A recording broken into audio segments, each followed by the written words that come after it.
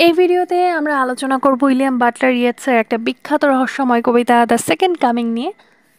আমরা line by line analysis করে পড়ব, দেখব কি কি ফিগার অফ স্পিচ ব্যবহার করা হয়েছে এবং হিডেন মিনিং কি ছিল কবিতাটার। আমরা বিস্তারিত জানবো। কবিতাটার থিম ছিল বিশৃঙ্খলার সভ্যতার পতন, ভবিষ্যতের ভয়াবহ জন্ম। চলো আমরা একটু লাইন বাই লাইন পড়ে দেখি। প্রথম লাইন বলছে, turning and turning in the widening gyre, অর্থাৎ বৃত্তাকারে ঘুরছে আর ঘুরছে সেই বিস্তৃত বৃত্তে। জায়া মানে একটি বৃত্তাকার ঘূর্ণন, যা সময় ও ইতিহাসের প্রতীক। এখানে বিশ্বজগতের ঘূর্ণন এমন পর্যায়ে পৌঁছেছে যেখানে সবকিছু নিয়ন্ত্রণের বাইরে চলে যাচ্ছে। এখানে আমরা সিম্বলিজমের ব্যবহার দেখতে পাই। জায়া অর্থাৎ হিস্টোরিক্যাল সাইকেল বা ইতিহাসের চক্র। এখানে কবি এই লাইনটা দ্বারা এরকমটা বুঝিয়েছেন সভ্যতার পতনশীল অবস্থা এবং একটি নতুন ভিন্নতর যুগের সূচনা। সেকেন্ড লাইন বলছে, the falcon cannot hear the falconer, বাজ পাখি আর শোনে না তার প্রশিক্ষকের কথা। ফ্যালকন প্রতীক স্বাধীন ইচ্ছার, আর ফ্যালকনার প্রতীক হলো নিয়ন্ত্রণ বা কর্তৃত্বের। সমাজ, ধর্ম বা নৈতিকতার মতো নিয়ন্ত্রণ কাজ করছে, নৈতিকতার মতো নিয়ন্ত্রক শক্তি কাজ করছে না।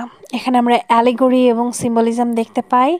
অর্থাৎ এইখানে কবি বুঝিয়েছেন এই লাইনটার মাধ্যমে বিশ্বজুড়ে বিশৃঙ্খলা, শৃঙ্খলাহীনতা। তৃতীয় লাইন বলছে, things fall apart, the centre can not hold, সব কিছু ভেঙে পড়েছে, কেন্দ্রে আর ধৈর্য বা ভারসাম্য নেই। এখানে সামাজিক কাঠামো ভেঙে পড়েছে, নৈতিকতা, ধর্ম, পরিবার সব কিছু দুর্বল। এখানে আমরা হাইপারবোল দেখতে পাচ্ছি। এই লাইনটার মানে এরকমটা হতে পারে যে ইউরোপ তখন প্রথম বিশ্বযুদ্ধের পর গভীর সংকটে ছিল, এটি তারই চিত্র। মেয়ার অ্যানাকি ইজ লুজড আপন দ্য ওয়ার্ল্ড, বিশ্বজুড়ে কেবল বিশৃঙ্খলা ছড়িয়ে পড়েছে, অর্থাৎ নিয়মকানুন হীনতা, যুদ্ধ, সহিংসতা কবির চোখে বিস্তার লাভ করছে। পরের line, the blood dimmed tide is loosed and everywhere, রক্তবর্ণ ঢেউ উঠেছে আর সবখানে তা ছড়িয়ে পড়েছে। এটি যুদ্ধ ও সহিংসতার এক ধরনের রূপক বলা যেতে পারে, যেখানে মানুষের জীবন ব্যর্থ হচ্ছে। এখানে আমরা ভিজুয়াল ইমেজারি দেখতে পাই। পরের লাইন বলছে, the ceremony of innocence is drowned, অর্থাৎ নির্দোষতার আচার অনুষ্ঠান ডুবে গেছে।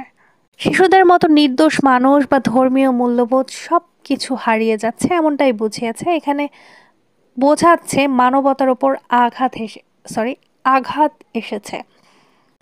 পরের লাইন বলছে, the best lack all conviction while the worst are fully of passionate intensity, ভালোরা আত্মবিশ্বাস হারিয়ে ফেলছে আর খারাপেরা ভরা তীব্র উন্মাদনায়। নৈতিক ব্যক্তিরা চুপ করে আছে, কিন্তু অশুভ শক্তিরা দাপিয়ে বেড়াচ্ছে। এখানে আমরা অ্যান্টিথিসিস দেখতে পাই, বিস্ট ভার্সেস রোস্ট। এখানে 8 এবং 9 নম্বর লাইন বলছে, surely some revelation is at hand, surely the second coming is at hand, নিশ্চয়ই কোনো বড় প্রকাশ সামনে আসছে, নিশ্চয়ই দ্বিতীয় আবির্ভাব সামনে আসছে বা ঘটতে চলেছে। দ্বিতীয় আবির্ভাব বলতে সাধারণত খ্রিস্টের প্রত্যাবর্তন বোঝায়, কিন্তু ইয়েটস এখানে এমন কিছু আশার ইঙ্গিত দিচ্ছেন যা ভয়ঙ্কর। 10 থেকে 11 লাইন এরকমটা বলেছে, the second coming hardly are those words out when a vast image out Spiritus Mundi, দ্বিতীয় আবির্ভাব কথাটি বলা মাত্রই আমাদের দৃষ্টিতে উদয় হয় বিশাল এক ছবি স্পিরিটিয়াস মুন্ডি থেকে। স্পিরিটিয়াস মুন্ডি মানে হচ্ছে বিশ্ব চৈতন্য, যেখানে অতীত ও প্রতীকসমূহ সংরক্ষিত থাকে। এখানে আমরা মাইথিক্যাল রেফারেন্স দেখতে পাই। এবার আমি একটু 12 থেকে 16 নম্বর লাইনের সামারিটা একটু পড়ছি। এখানে বলেছে অলমোস্ট, এখানে লাইনগুলো দ্বারা যা বোঝাচ্ছে আমি একটু বুঝিয়ে দিচ্ছি সংক্ষেপে। সিংহের দেহ আর মানুষের মাথা বিশিষ্ট এক অবয়ব, চোখে করুণাহীন সূর্যের মতো দৃষ্টি, ধীরে ধীরে চলে আসছে, আর তার চারদিকে ঘুরছে মরুভূমির পাখির রাগী ছায়া।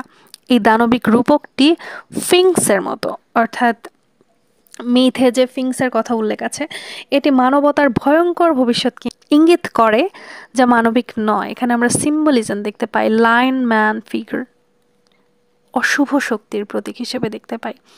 17 নম্বর লাইন বলছে, the darkness drops again but now I know. আবার অন্ধকার নেমে আসে, কিন্তু এবার আমি জানি। এখানে দৃষ্টি ঝাপসা হলেও কবি বুঝে গেছেন মানব জাতির সামনে কি আসছে।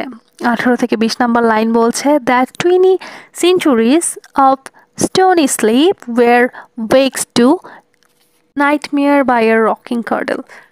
20 শতাব্দীর পাথরের ঘুম ভেঙে গেছে দুঃস্বপ্নে একটি দোলনার দোলনে। অর্থাৎ যিশুর জন্ম বিশ্বকে পরিবর্তন করেছিল, কিন্তু এখন তার বিপরীত কিছু আসছে। এখানে মেটাফোর কার্ডেল ব্যবহার করা হয়েছে, অর্থাৎ বার্থ অফ ক্রাইস্ট।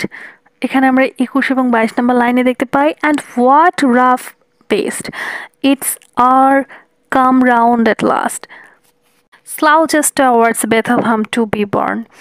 এবং কি সেই ভয়ঙ্কর জানোয়ার যার সময় এসেছে, আর এখন তা বেথলহেমের দিকে ধীরে ধীরে যাচ্ছে জন্ম নিতে।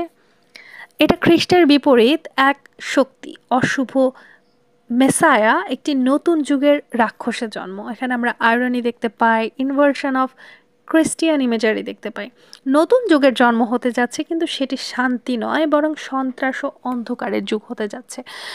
এই কবিতাটার মূল বিষয় ছিল ইতিহাসের চক্র, ধ্বংস, নৈতিক পতন ও বিশৃঙ্খলা, নতুন ভয়াবহ যুগের সম্ভাবনা, ধর্মীয় প্রতীকের বিপরীত ব্যবহার। তো এটাই ছিল এই কবিতার মূল বিষয়বস্তু। আমরা ছোট্ট করে একটু উপসংহার টানি। এরকমটা বলা যেতে পারে, দ্য সেকেন্ড কামিং কবিতাটি একটি সতর্কবার্তা, যেখানে ইয়েটস বিশ্বযুদ্ধোত্তর সময়ের বিশৃঙ্খলা, ভয়ের ভবিষ্যৎ এবং ধর্মীয় বিপরীত প্রতীকের মাধ্যমে দেখিয়েছেন যে এক ভয়াবহ পরিবর্তনের মুখে দাঁড়িয়ে আছে মানব সভ্যতা। আশা করছি কবিতাটা তোমাদের বোধগম্য হয়েছে। এতক্ষণ সাথে থাকার জন্য তোমাদের ধন্যবাদ। এবং তোমাদের সাবজেক্টের যদি অন্যান্য টপিকে ভিডিও চাও তো আমার চ্যানেলে আছে, একটু খুঁজে দেখতে পারো। এবং যদি তোমাদের ফাইনাল পরীক্ষার জন্য পিডিএফ এর অ্যান্সার কিনতে চাও আমাদের সাজেশন সহ, তাহলে অবশ্যই আমাদের সাথে যোগাযোগ করো। আমরা খুব অল্প মূল্যে সেল করি এবং আমাদের চ্যানেলে দেওয়া সাজেশন থেকে 80 থেকে 90% কমন প্রত্যেকটা বার থাকে এবং ভবিষ্যতেও থাকবে ইনশাল্লাহ। সো এতক্ষণ সাথে থাকার জন্য অসংখ্য ধন্যবাদ। শেষ করছি এখানেই।